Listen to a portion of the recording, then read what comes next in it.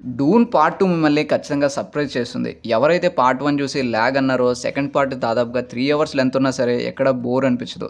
Doon story చాలా complicated story. ఎంత story ముందుకెళ్తుంటే అంత కన్‌ఫ్యూజ్ అవుతాం. అందుకే పార్ట్ 1లోని కేవలం ఓల్డ్ బిల్డింగ్‌ని మాత్రమే చూపించి సెకండ్ పార్ట్‌లోని చాలా స్టోరీని చూపించినా సరే ఎక్కడ మీరు కన్‌ఫ్యూజ్ అవ్వరు. ఖచ్చితంగా దీనికి డైరెక్షన్ టీమ్‌కి క్రెడిట్స్ ఇవ్వాలి. ఈ స్టోరీలో చూపించిన ప్రతి యాస్పెక్ట్ కూడా మీకు అర్థమవుతుంది. స్టోరీతోని ఫాలో అయ్యేలా చేస్తుంది. ఈ పార్ట్ 2లో జరిగే డ్రామా మీకు అర్థం కావాలంటే ఖచ్చితంగా పార్ట్ 1 ఉండాలి. అలానే డూన్ వరల్డ్‌కి మీరు హుక్ అయి ఉండాలి. సో మిమ్మల్ని అలా హుక్ చేయడానికి సింపుల్‌గా షార్ట్‌గా ఈ డూన్ బుక్‌లో ఉన్న స్టోరీని క్లియర్‌గా సింపుల్‌గా ఎక్స్‌ప్లెయిన్ చేశాను. ఖచ్చితంగా ఈ వీడియో మీకు హెల్ప్ అవుతుంది.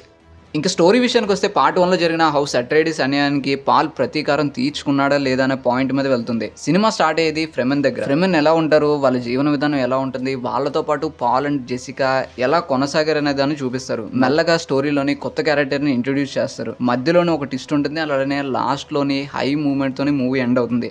లాస్ట్ 30 మినిట్స్ అయితే ఈ మూవీని చూసినప్పుడు ఒక సాటిస్ఫాక్షన్ ఉంటుంది.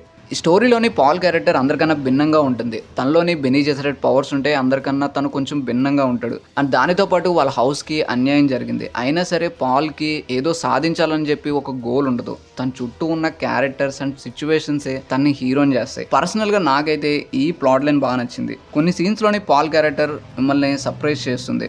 ఫస్ట్ పార్ట్లోని పాల్కి వచ్చిన విజన్స్ అన్ని ఈ సినిమాలో నిజమవుతాయి. అండ్ ఇంకా పాల్కి కొన్ని కొత్త విజన్స్ కూడా వస్తాయి. విలన్ అయిన బ్యారన్ క్యారెక్టర్ చూసినప్పుడు మీకు మంచి కిక్ వస్తుంది.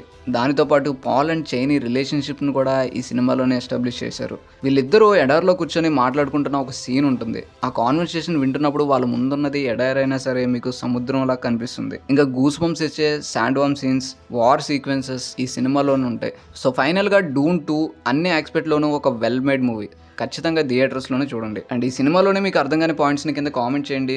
నెక్స్ట్ వీడియోలోని ఈ పార్ట్ 2కి సంబంధించిన స్టోరీతో పాటు వాటిని కూడా ఎక్స్ప్లెయిన్ చేస్తాను. సో కంటెంట్ నచ్చితే ఛానల్కి సబ్స్క్రైబ్ అవ్వండి. Thanks for watching.